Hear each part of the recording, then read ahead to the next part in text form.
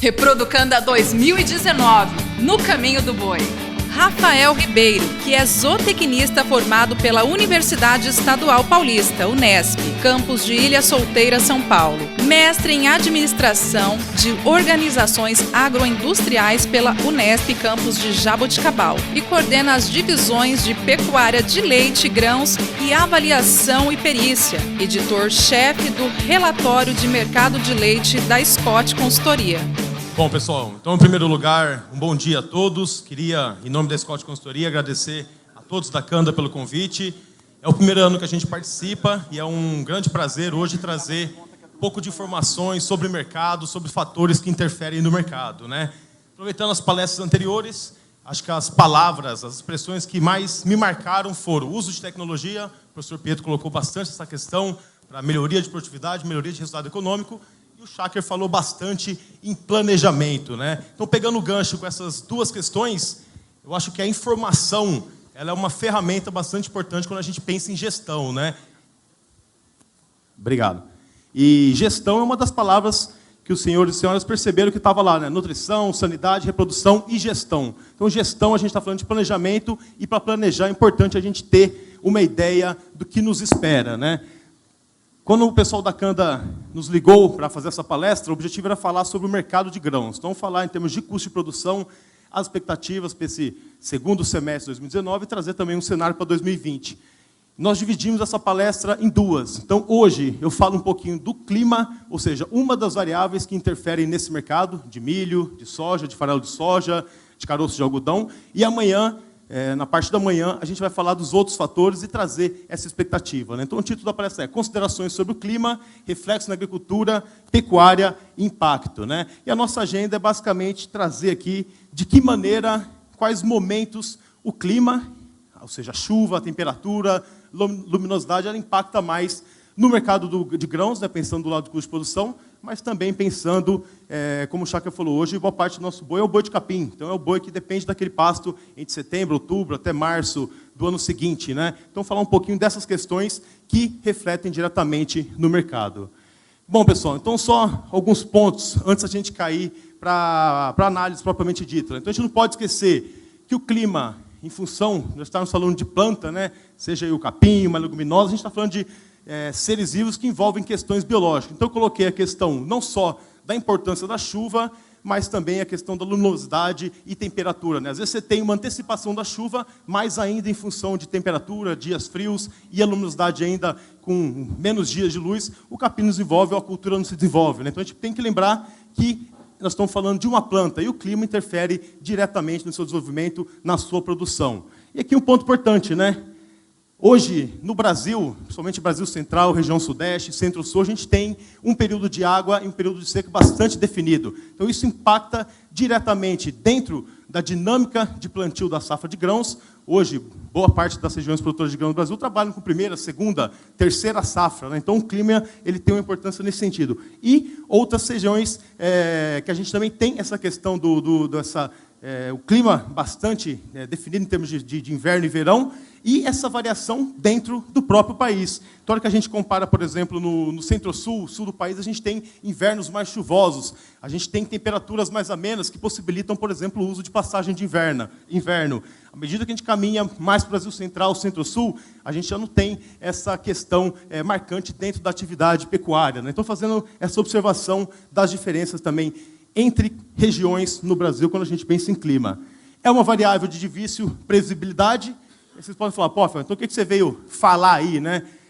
Existem hoje diversas fontes, e até destaquei ali, fontes, e chamo a atenção de vocês para observar essas fontes, porque boa parte das imagens, figuras, mapas de satélite que eu vou mostrar aqui estão disponíveis gratuitamente na internet. Então, hoje, você não precisa conhecer muito de meteorologia ou de satélite, de como capturar essas imagens para poder ter acesso a uma previsão de chuva para um período aí de 3, 4 meses. Então, atentem-se às fontes. Todo slide eu coloco ali a fonte. Vale a pena depois, acho que, entrar e ver o que tem disponível para a agricultura e para a pecuária. Mas lembrando, pessoal, existem previsões, mas muitas vezes isso aí vai sendo corrigido, essa previsão vai sendo corrigido ao longo do tempo. Então, a assertividade nem sempre é elevada. E aí, o por isso da dificuldade quando a gente trabalha com essa variável clima. Outro ponto importante, pessoal, o mercado de clima. E aqui a gente entra, propriamente dito, no objetivo da palestra, né? Hoje, não só o que acontece no Brasil, em termos de clima, durante o plantio, desenvolvimento da lavoura, período da colheita, por exemplo, armazenagem, interfere no mercado, mas em função da questão da globalização e do Brasil competir com diversos outros mercados, por exemplo, o norte-americano, o argentino, nesse mercado de grãos, nesse mercado de farelo, de milho, de soja, a gente tem também o impacto do clima, não só no Brasil, mas no mundo, nos principais países, impactando também nos preços do grãos aqui no mercado brasileiro. Eu vou mostrar algumas imagens que colocam esse impacto, por exemplo, de um excesso de chuva nos Estados Unidos durante o plantio, aqui no mercado da soja e do milho brasileiro. Outro ponto importante, pessoal, quando a gente pensa, então, em clima, ano que chove mais ou chove menos, a gente vai usar mais ou menos suplementação, pensando aí nos animais. Para quem trabalha em regiões onde há necessidade de fazer irrigação, normalmente você tem ali também uma necessidade de investimento em alguns aparelhos para essa finalidade. Então, o clima, dependendo da região, impacta também diretamente nesse custo de produção e também na oferta de grãos e na disponibilidade de gado, né? Não só pensando na engorda, mas eu acredito também que em questões aí reprodutivas, e foi colocado que a importância também da nutrição, e aí nós estamos falando do capim, da suplementação, na parte reprodutiva, né? Então são alguns pontos, antes da gente começar, propriamente dito, falar um pouco mais dessas influências, mas que eu acho que vale a pena a gente destacar quando a gente analisa clima e mercado de grão e mercado pecuário de maneira geral. Ponto importante, pessoal, são os fenômenos climáticos, né? Eu não vou falar aqui os porquês do El Niño, os porquês do Laninha, mas a gente sabe que, em função aí de temperaturas no oceano, a gente pode ter anos de ocorrência de El Niño e anos de ocorrência de Laninha. O que isso significa, pessoal? E aí a gente traz isso um pouco mais para os reflexos dentro da agropecuária, né? Então, anos de El Niño, de uma forma geral, a gente tem uma temperatura mais amena e chuvas mais dentro da normalidade, mais dentro dessa média histórica, ou até ligeiramente acima no sul do país, e, por outro lado, uma seca mais acentuada no Brasil Central e região Nordeste. E aí eu convido os senhores e senhoras a tentar lembrar, né, anos que nós tivemos aí bastante noticiário sobre El Niño. 2012, 2016, foram anos aí que a gente viu, em termos de produtividade, uma quebra bastante acentuada, né? E aí um ponto importante, a gente tem, igual eu falei, dentro do mesmo país, diferenças em termos de clima, em termos de interferência dos fenômenos, né? E aqui um ponto importante, em 2016, que a gente viu a situação do El Niño, aqui, ó, forte intensidade, o que a gente viu? Uma forte seca no centro-oeste, uma situação mais favorável no sul do país, porém, ou seja, o mercado vinha de valorização de preço. Aqui a gente não tinha o produto, ou seja, as produtividades médias das lavouras foram lá embaixo, o preço lá em cima. E o sul do país, com produtividades médias melhores, vamos falar assim, em termos de produtor, quem comercializa os grãos, aproveitando mais essa questão do cenário. E o Laninha é o inverso, né? Clima mais seco e frio no sul do país, e no Nordeste e no Brasil Central, de maneira geral, uma situação de maior volume de chuva, né? Então, é importante a gente entender essa dinâmica, né? Muitas vezes, o fenômeno climático impactando de diferentes formas dentro do país, né? Isso reflete em termos de resultado. Como eu falei, ora você tem preço, ou seja, 2016 foi um ano de preço em alta, eu vou falar adiante, mas a condição climática não permitiu o mesmo desempenho das lavouras em todas as regiões produtoras do país. E aqui, pessoal, só para mostrar mais uma vez essa questão da influência do clima, né? A gente tem nessa linha laranja, amarelada aqui, a área de soja.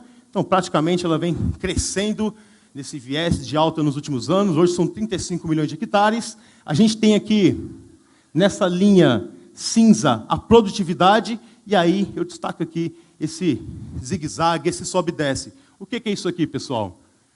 80% disso aqui é clima. É lógico, a gente tem anos em termos nos quais o mercado talvez segura um pouco os investimentos por parte do produtor, mas a influência maior desse sobe e desce em termos de produtividade é do clima. Falta de chuva, principalmente, né? E olha aqui, apesar de uma área crescente, em função dessa influência dos rendimentos médios, a gente tem uma produção com viés de alta, mas podendo aí ano ser menor, ano ser maior, basicamente em função dessa questão climática.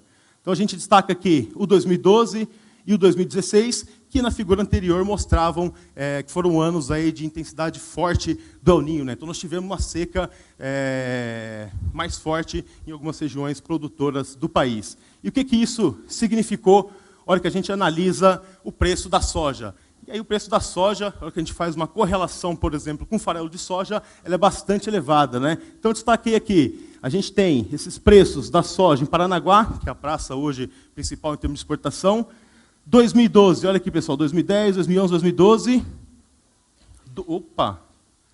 2016.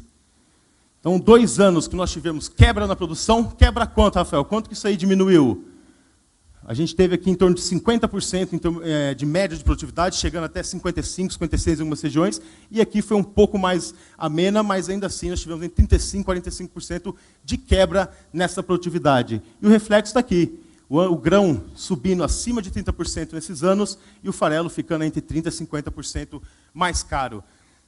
O objetivo aqui, pessoal, não é mostrar, mas mostrar que, em termos de clima, quando a gente tem uma previsão do cenário, muitas vezes eu consigo tomar uma decisão, assumir uma posição de antecipar ou postergar, por exemplo, a compra de determinado insumo, né? Fugindo justamente dessas altas de preço. Então, a análise do clima é só um dos pontos que a gente precisa entender, ou pelo menos ter um norte, quando a gente vai fazer uma projeção ou traçar uma expectativa com relação aos mercados de grãos. E aí vocês podem perguntar, Rafael, e aquela perninha ali no 2018, né? E essa perninha em 2019. 2018, pessoal, o preço da soja saiu de 75, bateu R$100 por saca em Paranaguá. Teve efeito do clima nisso? Teve, nem tanto no Brasil. Aí a gente volta naquele slide anterior. A Argentina, que tinha previsão de colher 55 milhões de toneladas de soja, colheu 35, 33 milhões, dependendo da fonte, né? Então a gente tem aqui uma importância de um clima aqui dentro no mercado, mas aqui fatores como, por exemplo, essa seca na Argentina o ano passado, mas aqui no caso, principalmente, aquela demanda forte que a gente viu pela soja brasileira e também as questões aí do câmbio, né, valorizando principalmente no primeiro semestre, pesando sobre os preços. E esse ano, o que impactou nessa perninha aqui que a gente viu o preço subindo ali final de maio, começo de junho, e mais recentemente também o preço da soja mais firme? Os Estados Unidos, pessoal, eles semeiam a safra deles no finalzinho do primeiro semestre, ali final de abril, maio, termina ali para meados de junho, né? E a gente viu nesse início de semeadura, na realidade nas primeiras semanas de junho, eu vou mostrar logo mais, um atraso nessa avanço do plantio, da semeadura por lá, em função de excesso de chuva, né? E o mercado internacional e brasileiro deu uma reagida. As bolsas, principalmente, né, que refletem mais ali aquele momento, a liquidez, a dinâmica do mercado, instantaneamente subiram, e os preços também no mercado físico, somado a outros fatores, né, como a questão da própria guerra comercial entre China e Estados Unidos, a própria exportação aí que a gente vê, de maneira geral, mais firme para o período do ano, dando sustentação. Mas destacando não só a importância do clima aqui, mas fatores como a situação da Argentina e esse ano nos Estados Unidos, impactando diretamente os preços aqui no mercado brasileiro. Outro ponto importante que eu falei então, pessoal, aqui a gente tem o relatório do USDA, que é o Departamento de Agricultura dos Estados Unidos. Toda semana ele solta esse relatório de evolução de plantio ou de colheita, ou de situação de lavoura, dependendo da época que está o mercado. E eu destaco aqui, pessoal, no dia 2 de junho, já tinha passado aí uma boa parte das semanas de plantio por lá, os Estados Unidos tinham plantado 40% da área prevista. Na média das últimas 5 temporadas, já era no início de junho, isso está em 80%. E na safra passada, que também teve um ligeiro atraso, isso aqui estava em torno de 86%, bem acima do que a gente tinha no começo de junho, né? Então foi justamente esse atraso somado a expectativa de redução diária de soja nos Estados Unidos, que fez o mercado da soja aqui no caso, e com certeza do farelo de soja também, firmar a partir do final de maio, comecinho de junho. Aquele é um exemplo, né? E agora o que a gente está monitorando depois dessa semeadura, desse plantio concluído? É a situação dessa lavoura, né? Então é uma lavoura que foi plantada mais fora dessa janela ideal de plantio, o clima, depois do excesso de chuva, agora a preocupação é com a seca. Então, outro ponto importante, pessoal, olha a dinâmica que é a análise de clima. De uma hora para outra, você tem fatores que antes eram favoráveis, agora passam a prejudicar. E quando a gente fala de colheita, plantio, a gente está falando de maquinário entrando no campo, dependendo do excesso de umidade, você não consegue colher ou plantar, né? Então, não só a análise do clima nos outros países, mas é importante também, como eu falei, e destaquei dentro daquela lista que eu fiz de pontos importantes, o mercado de clima. Então, se a gente for perguntar que hora que o clima influencia mais, Brasil, setembro, outubro, novembro, nós estamos plantando a safra de verão. Dali até janeiro, fevereiro, é o período de desenvolvimento, então a chuva é importante. Janeiro, fevereiro, março, se chover muito, já começa a afetar a colheita e pode começar a afetar também o plantio da segunda safra ou safra de inverno. Depois ali eu tenho o período de desenvolvimento dessa safra de inverno ou segunda safra, que coincide lá no finalzinho com a semeadura da safra norte-americana. Olha o tanto de fatores que influenciam e é esse o peso do mercado de clima que eu queria trazer para vocês. Então, mostrando situações no plantio, na semeadura, durante o desenvolvimento da safra norte-americana, que pesaram sobre o mercado brasileiro. Isso na soja, pessoal, onde a nossa participação em termos de mercado mundial é mais evidente, é maior já há muitos anos, né? Hoje a gente exporta mais da metade do que a gente produz em termos de grão, soja-grão, e também um pouco mais da metade em termos de farelo. E o mercado do milho, pessoal, onde o clima entra em termos de importância e peso nessa precificação. Acho que essa figura aqui, ela resume em boa parte do que eu tenho para falar sobre o milho, né? Então, olha aqui, pessoal, até 2011, 2012, 60%, 65% da safra brasileira de milho era safra de verão. É aquela safra que eu falei, plantada em setembro, outubro, novembro, para ser colhida em janeiro, fevereiro, março, dependendo da região. Ou seja, eu começava o ano tendo uma ideia de pelo menos quanto eu teria de disponibilidade desse grão ali já no primeiro trimestre. De lá para cá, 2011, 2012 para cá, a soja se consolidou como principal safra no verão e o milho foi cada vez mais sendo jogado para a safra de inverno. E aí, um ponto importante, pessoal, nós estamos falando de uma safra onde os riscos climáticos são maiores. Então, eu começo o ano ali, janeiro, fevereiro, março, basicamente tendo ideia do volume que eu tenho de milho em estoque de passagem, que veio do ano anterior para esse ano, mais o que vai somar com a safra de verão, que é 30% do que a gente produz hoje, e aqui essa boa parcela da produção, 70% nível nacional, 80% Goiás, 100% praticamente Mato Grosso, que é o milho de segunda safra, é o milho que eu só vou ter uma ideia mais consolidada ali para abril, maio, junho, depois que já passou uma boa parte do desenvolvimento dessas lavouras. E aqui é o ponto importante, eu acho que o foco da palestra amanhã é o mercado de milho, e cada vez mais, quando a gente analisa milho, eu não posso deixar de levar em consideração esse risco climático. Ponto importante, pessoal. Então, às vezes, você tem uma boa expectativa com relação à produção, um aumento de área, boa produtividade, e no meio ali do caminho da segunda safra, você tem geadas ou outras questões que vão interferir nessa expectativa, né? E o mercado reage bastante direto a esses fatores, né? Então, hoje, eu não vou falar muito sobre o mercado, mas trazer aqui uma informação que cada vez mais o clima é importante nessa precificação do milho aqui no Brasil. Não só em função do clima, mas cada vez mais também a gente tem uma participação maior no mercado internacional. Antes a gente exportava 5%, 10%, 12% da produção. Hoje a gente já exporta 30%, 35%, dependendo do ano, né? Então é clima, é mercado internacional, é economia, é política, e esses outros fatores a gente vai trazer numa análise um pouco mais detalhada, e já com as projeções amanhã. Hoje eu vou ficar trazendo aqui, na verdade, provocando vocês sobre o quão importante é a gente analisar clima, e mais do que isso, quão difícil é a gente ter informações tão assertivas com relação a essas questões de chuva, temperatura, entre outros, né? E olha aqui, o reflexo dessa questão, dessa mudança de dinâmica da produção do milho, lembrando, cada vez mais sendo empurrado para uma safra de risco em termos de preço. Isso aqui eu vou detalhar um pouquinho mais amanhã, mas fica evidente esse sobe e desce dos preços do milho no mercado interno. E eu só queria destacar aqui, ó, alguns anos, o 2016, para quem se lembra, na palestra lá, no início da palestra eu falei que foi um ano de seca bastante forte, inclusive Eu estou desde 2008 na Scott Consultoria, e de lá para cá, esses 2 anos foram anos que eu realmente lembro como anos de seca bastante forte, né? 2012 e 2016. Aqui, não só a demanda aquecida, exportação batendo 30 milhões de toneladas pela primeira vez, a gente teve uma quebra bastante forte na produtividade. Então a oferta foi menor, somado a um cenário de demanda interna e demanda externa aquecido, o milho bateu quase R$60 por saca. O ano seguinte, olha o clima pesando de novo. Uma das melhores safras em termos de produtividade. O mercado derreteu. No ano seguinte, 2018, como é que foi o clima? Nós tivemos uma seca ali, naquele período de desenvolvimento da segunda safra de milho no país. No entanto, a gente já vinha com relação, por exemplo, à demanda, um cenário um pouco mais fraco, né, principalmente dos setores de aves e suínos. E um ponto importante, vindo de uma safra grande, a gente tinha um estoque melhor. Então, a gente vai falar um pouquinho disso mais amanhã, mas 2 anos aqui, ó, 16, faltou milho, produção quebrou em função de clima. No ano seguinte, uma das melhores produtividades, só fica atrás deste ano. Então, aí a gente já começa a falar um pouquinho também de quão bom foi esse ano em termos de clima.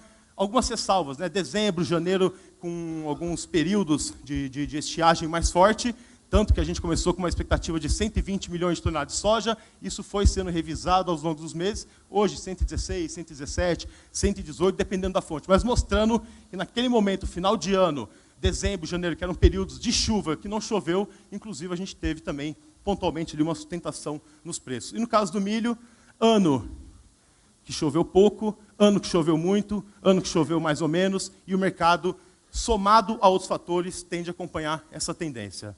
E aqui, pessoal, só mostrando, né? Esse ano, quando o preço do milho subiu, quais eram os fatores envolvidos? Clima, ou seja, geada, pouco reflexo nas lavouras, mas a gente teve ali no comecinho de julho, principalmente no Paraná, essa questão dando uma segurada na colheita e dando uma sustentada nos preços. Câmbio e exportação. Estados Unidos, clima, situação da safra 2019-2020, eu mostrei isso para a soja, para o milho foi a mesma coisa.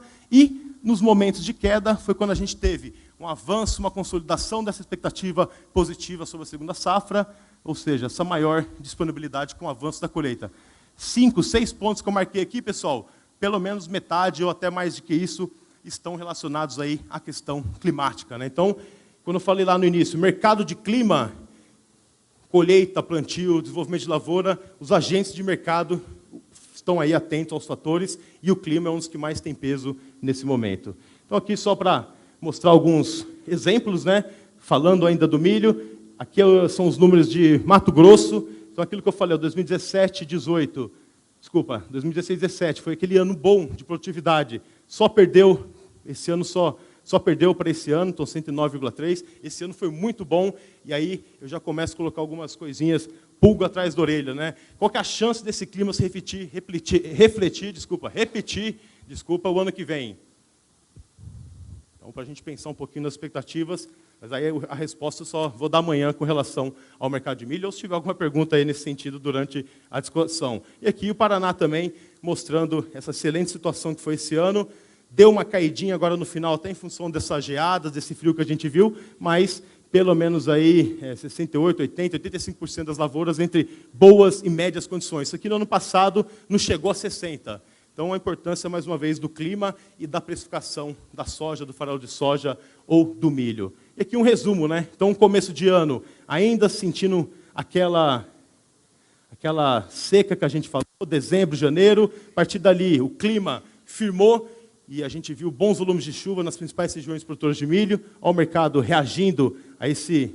Opa, apanhando aqui da maquininha. O mercado reagindo a essa boa expectativa. Chegou aqui, ó, maio, começou a influência do clima nos Estados Unidos. O mercado reagiu. A partir daqui também o Brasil começou a exportar um pouquinho mais de soja. De lá para cá, normalizou um pouco essa situação nos Estados Unidos. Avançou a colheita, o mercado deu uma cedida, e hoje a gente tem uma pressão de baixa no mercado internacional e aqui no mercado interno também, em função de um relatório que saiu do USDA. Quem acompanhou aí no começo de agosto, 11, 12, se eu não me engano, o Departamento de Agricultura dos Estados Unidos soltou um relatório no qual ele revisou para cima a produção esperada de milho. Acabamos de falar, teve excesso de chuva no plantio, uma certa falta de chuva durante o início ali do desenvolvimento das lavouras norte-americanas. O SDA fez uma revisão para baixo e quando o mercado aguardava que ele manteria ou ao menos reduziria, ele veio para cima. Então isso causou uma certa preocupação, uma certa incerteza no mercado e mais uma vez nós estamos falando do clima impactando aqui nesses últimos dias, nessas últimas semanas, sobre os preços do cereal aqui no mercado brasileiro. Então, aqui um ponto importante, né, pessoal? Quando a gente tem, lembrando hoje, boa parte do grão, soja, milho, no Brasil é produzido nesse esquema. Então, a gente tem a soja como principal safra de verão, principal cultura na safra de verão, e o milho entrando ali, sendo plantado região sudeste, centro-oeste, janeiro, fevereiro, março, para ser colhido em junho, julho e agosto. Então, reforçando essa questão do risco e o quão importante é o que acontece com o clima nesse momento de semeadura da soja, de desenvolvimento da soja, em relação, por exemplo, ao que nós teremos em termos de janela de plantio do milho de segunda safra. Só voltar em 2018 e só pegar o exemplo de 2019. Ano passado atrasou chuva, a gente teve uma janela, o plantio da soja atrasando e uma janela prejudicada do milho, né? Tanto que entrou muito mais sorgo em 2018. Em 2019, a gente já teve um início de chuva bastante dentro da normalidade, aquela situação mais adversa que eu coloquei no finalzinho do ano, mas de fevereiro até junho praticamente choveu aqui no Sudeste e Centro-Sul, não foi diferente, Brasil Central também não, né? Então, essa janela de plantio do milho mais de normalidade permitiu boas produtividades e todo o reflexo que a gente viu no mercado.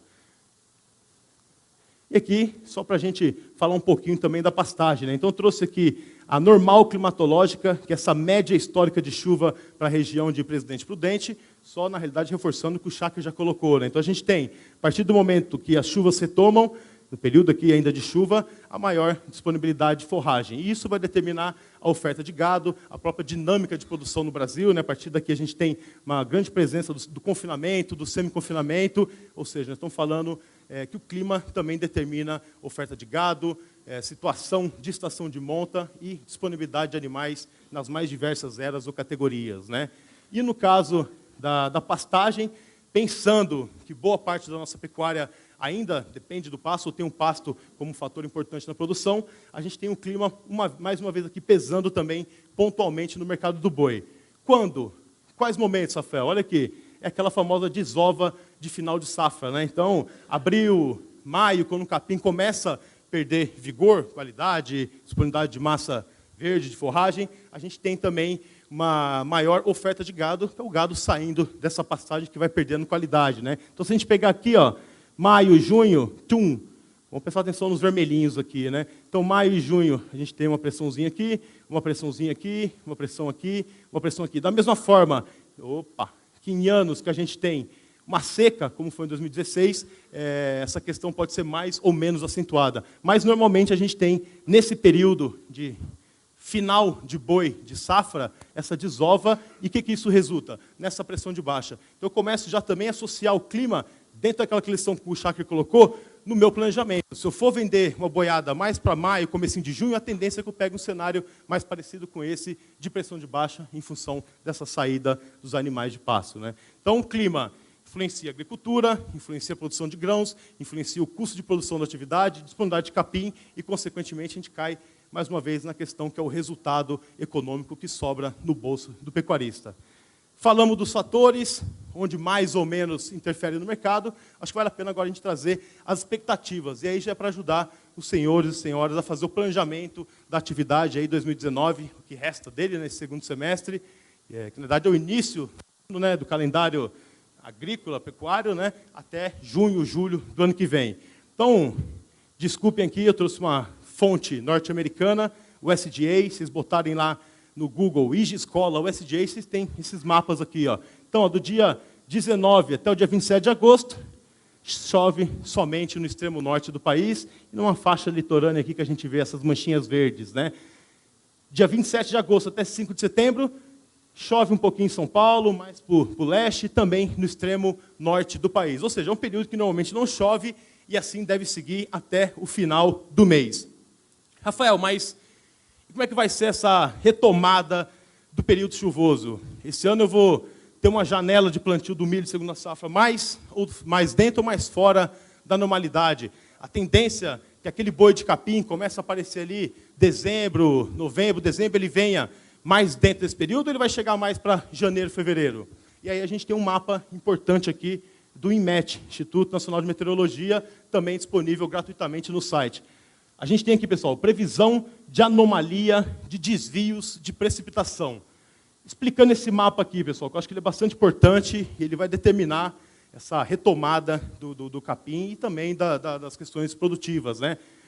Daqui, ó, do cinza, subindo para esses tons de azul, a gente tem chuvas acima da normal climatológica. O que é a normal climatológica? É uma média, um período ali, 1960, 1990 ou 1980, 2000, no qual o INMET faz essa média de chuvas e aqui ele coloca essa projeção em relação a essa média. Então, nas áreas cinza, azul claro, até o azul escuro, chove aí de 10 até 300 milímetros acima dessa média histórica. Nas áreas em amarelo, bege, até vermelho, chove de menos 10, ou seja, um déficit de 10 até um déficit de 300 milímetros. E aí a gente vê, talvez, um cenário aqui mais de, como a gente falou ali, né, de um El Niño começando a ganhar uma certa intensidade em relação ao que foi esse ano, onde o fenômeno teve uma atuação ou um reflexo menor, né? Então a gente começa a ver sul do país tendendo a chover setembro, outubro, novembro, ou seja, aqui eu estou falando do período de retomada de chuva. Aqui já estão pegando aí, ó, finalzinho de setembro, outubro, novembro, que é o período que chove.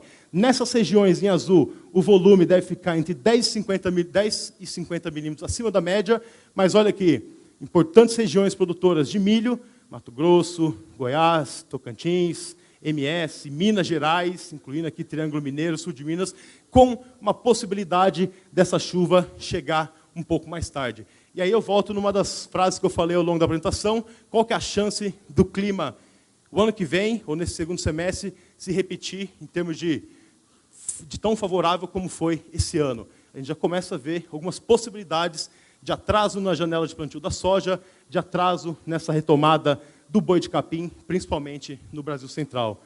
Então, pessoal, quando a gente pensa... Opa, pulei aqui. Quando a gente pensa em termos de clima, isso aqui nos ajuda a entender como é que vai ser essa retomada do boi de capim, mas principalmente também, já que a análise amanhã é o mercado de grãos, como é que vai ser essa janela de plantio de milho e de que maneira que isso pode interferir nas produtividades, na oferta do cereal do ano que vem.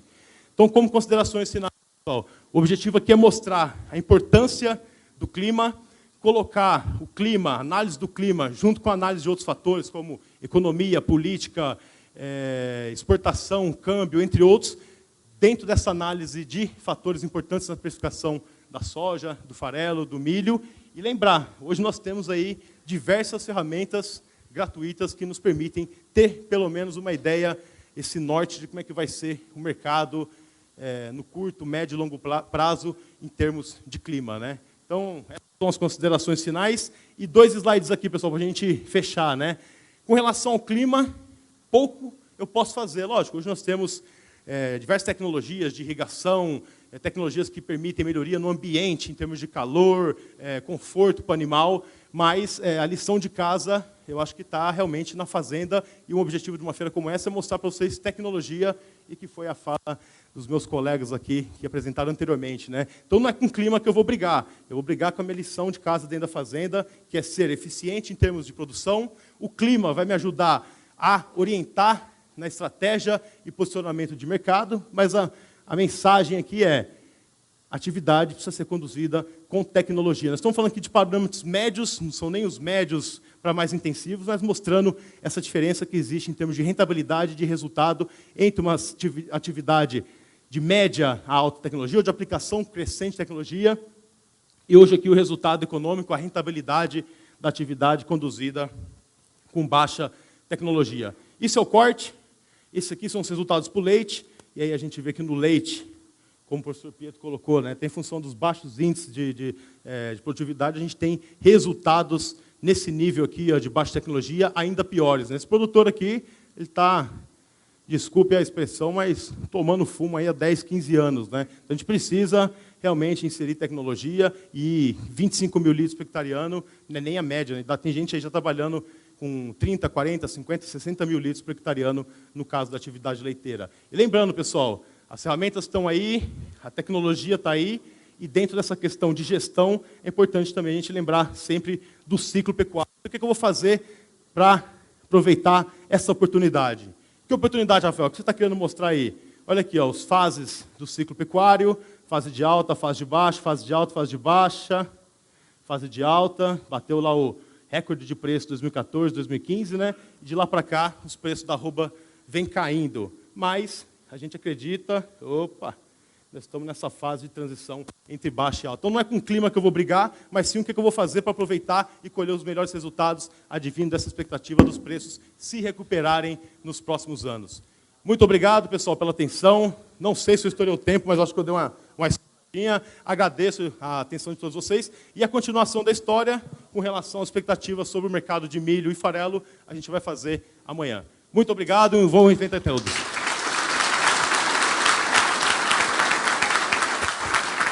Canda, a força do campo há 54 anos.